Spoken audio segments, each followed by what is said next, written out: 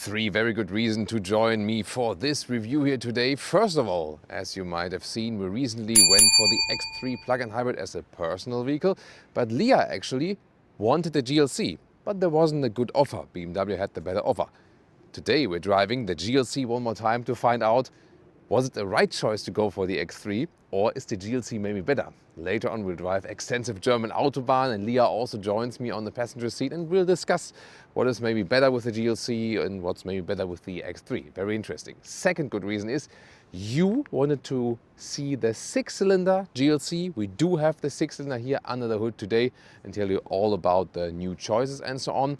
And the third good reason here with the Mercedes GLC is that we're soon going to drive the all-electric one, the GLC EQ. And so I want to get a feeling how the combustion engine drives and then also compare it to the electric version. So join us now for these three good reasons with Thomas Nautical Fuel in 4K, full screen, full length. Let's go. GLC here in the AMG line. You have the graphic right there, horizontal. In the lower part, then you have the AMG specific graphics, and always really nice with these tiny little Mercedes stars right there.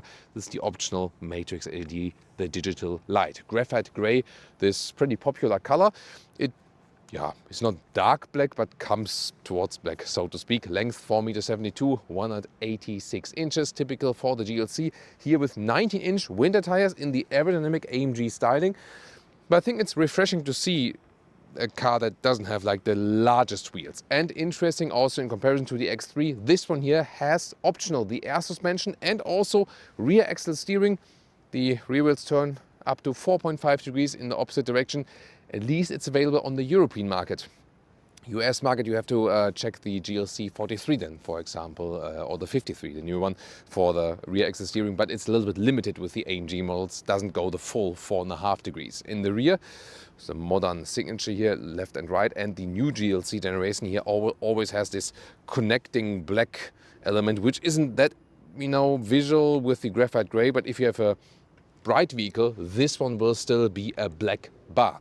And in the lower part, is that a job for the autofuel fake exhaust police? Uh-oh. Yep, I would say autofuel fake exhaust t-shirts for everyone, because this is a clear case for the autofuel fake exhaust police. It couldn't be any more clearer. What about that actually? So this will be super interesting also on the interior.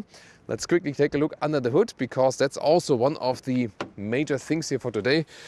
Little drops here on the floor, by the way. We went to the car wash for you, that the car is really shiny. That was the best then for our viewers, of course. And there we go. So for the GLC, you can see here the 6-cylinder. And in general, you have 2-liter 4-cylinder petrol and diesel and 3-liter 6-cylinder petrol and diesel. The plug-in hybrids are based on 2-liter 4-cylinders, and both for petrol and diesel. Very interesting.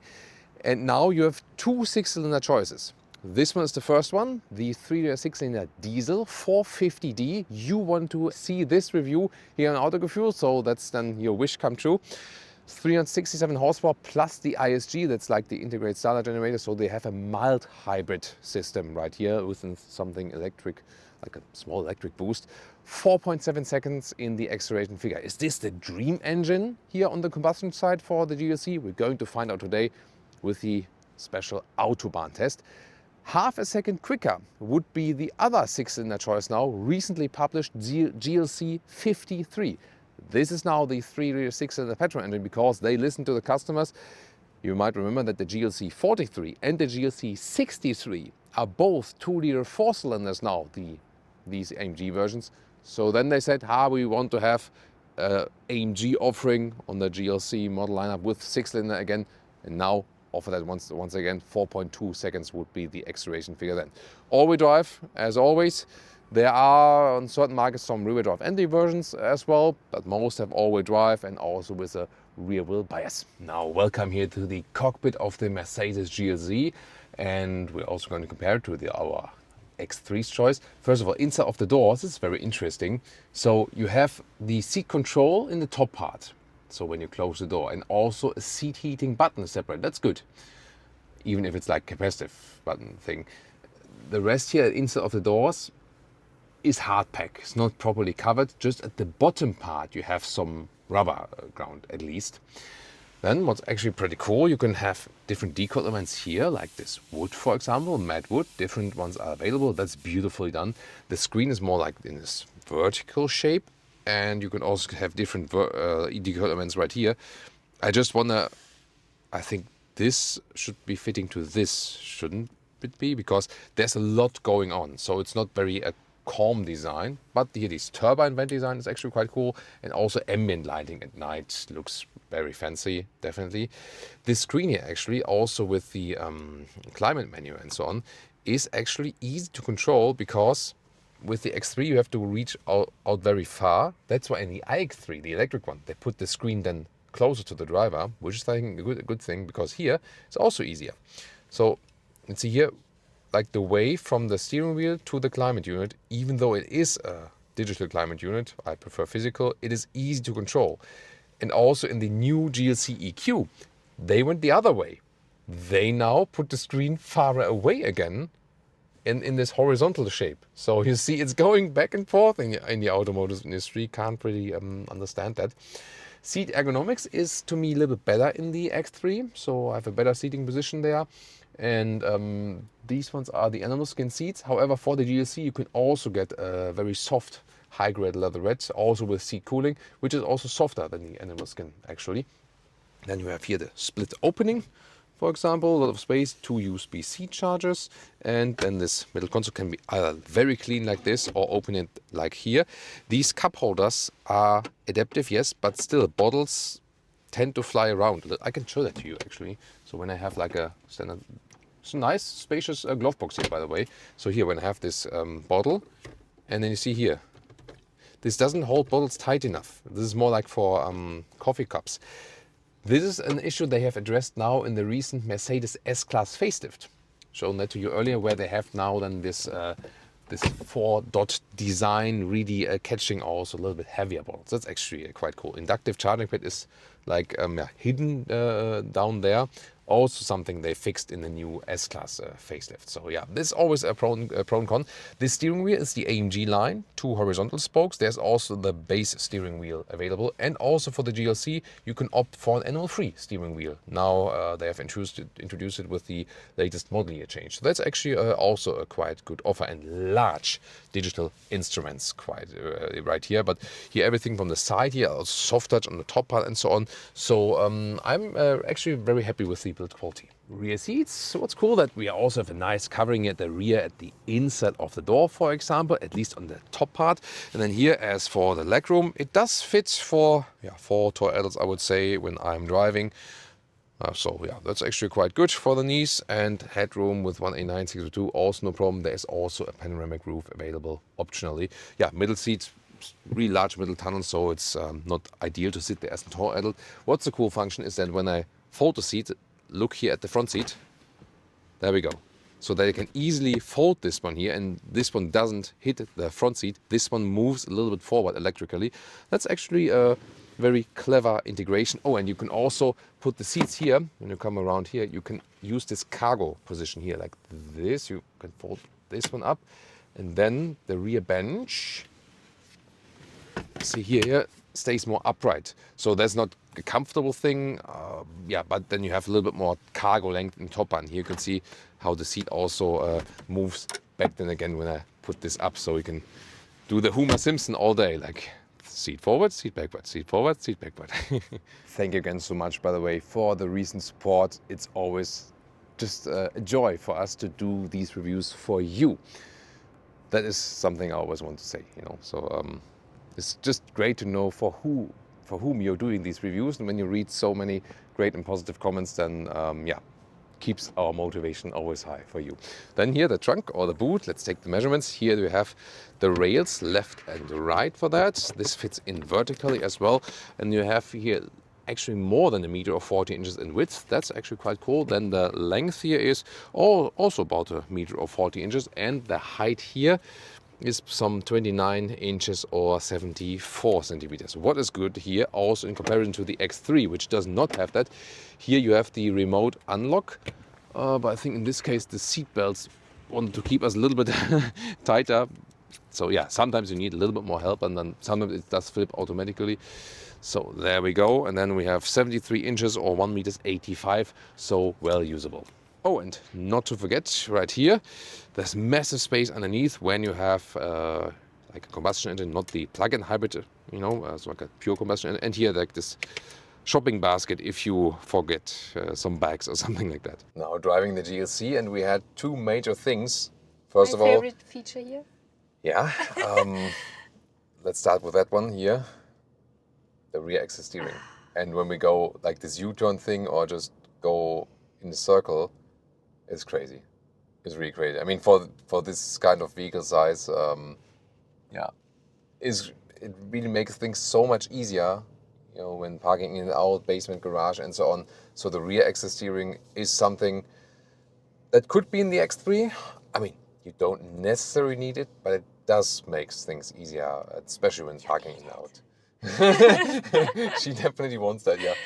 Yeah, and the second thing is, of course, the air suspension, but that one we will, of course, test also on the German auto. Yeah, I could just look at that, you know. Okay, now I have to turn back once again, but yeah, that's really great. It's really great. Yeah, second thing, air suspension, big difference to the X3, definitely. And that one we will test now on the German Autobahn, of course. So now let's start driving a little bit sportier, still in the comfort mode, 90-degree turn.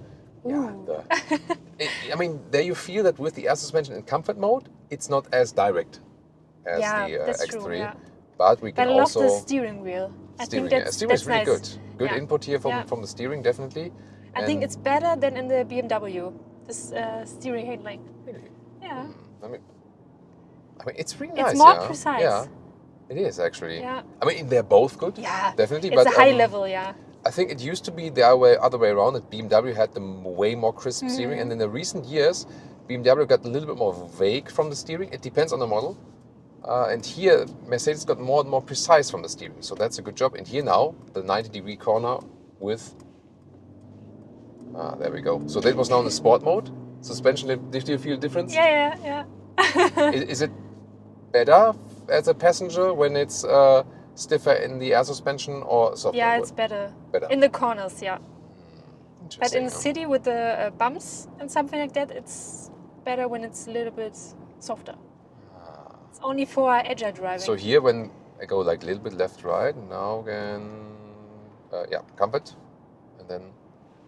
Yeah, then it shakes. Yeah, it shakes up more, right? Yeah. So for agile driving, definitely better with the sport than in the... Or you can also go for the individual mode if you say like you want the...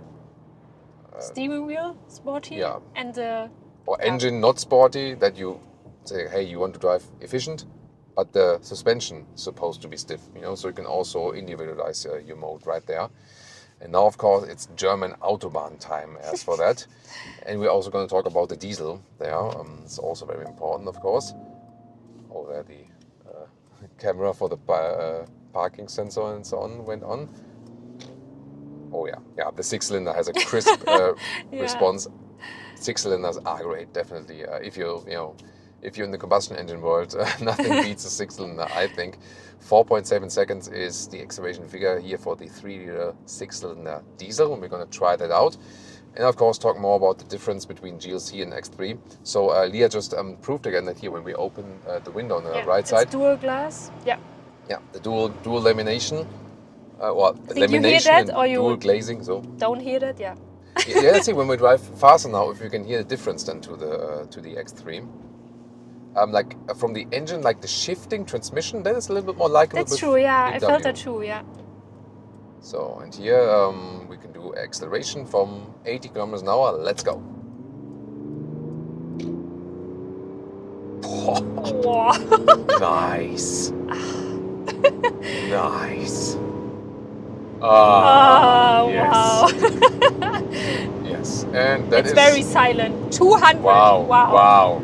200 kilometers an hour here on the motorway. I mean, great acceleration and so cultivated from the 3-liter 6-liter diesel.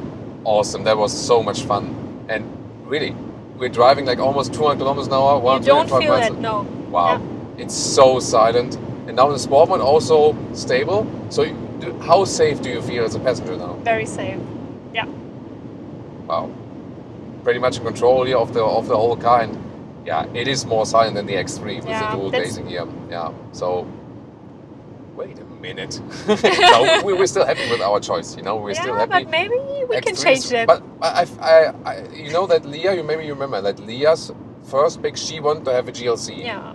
But there was no good offer for it. You know, that was also part of the deal. And yeah.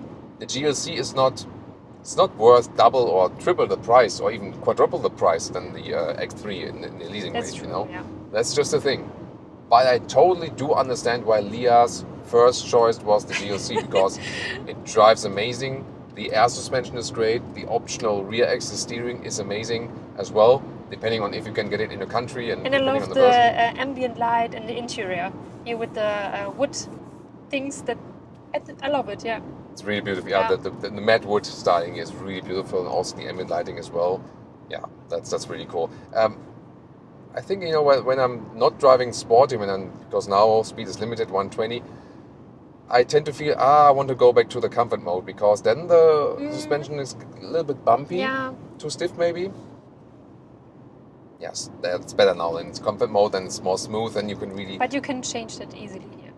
Yeah, at least you can have, like, I mean, it is this capacitive hotkey somewhat, and the whole thing moves while you press it, but at least you do have that you can switch it through. You don't have to confirm it on the screen. It's fine like this. We can also test the cruise control right here. There we go. And I think that's better in the BMW. Yeah. The ACC and cruise control and parking and stuff like that. Yeah.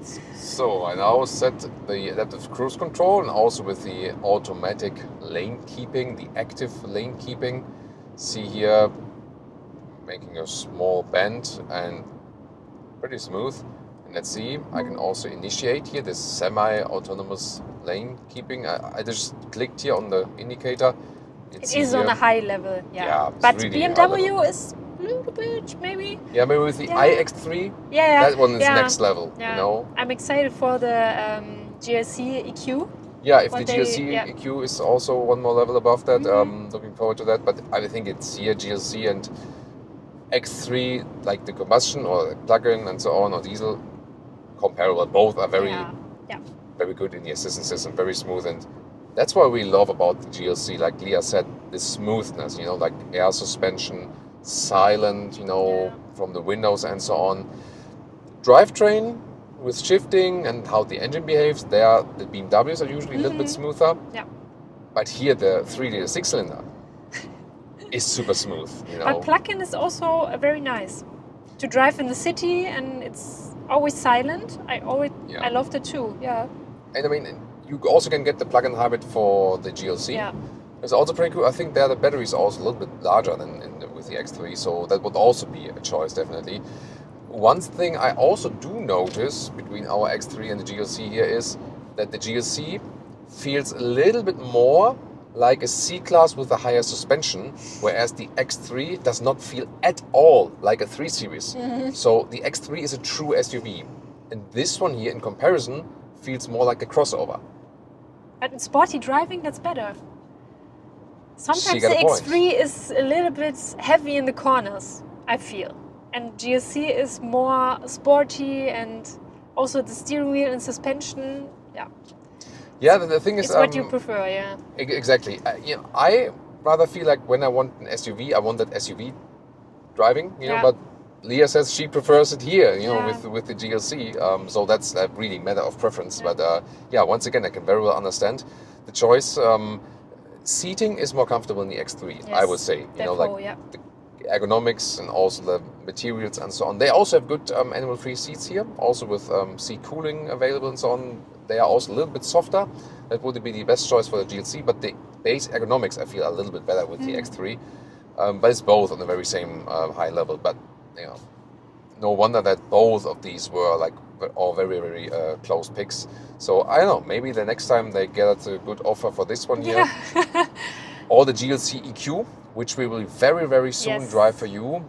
That's also very important that we have this one here, the normal GLC, like the so far combustion engine GLC now, that we can even better explain to you, this one by the way, the warning here for the blind spot monitor, so we can even explain it better to you. What are the differences in driving between the all-electric GLC and this one in here? So very good to have, again, this impression. And yeah, the diesel, I mean, there are always discussions about drivetrains, which one is the best and so on. And we have all drivetrains here on our channel because we want to serve all kind of needs and target groups and so on.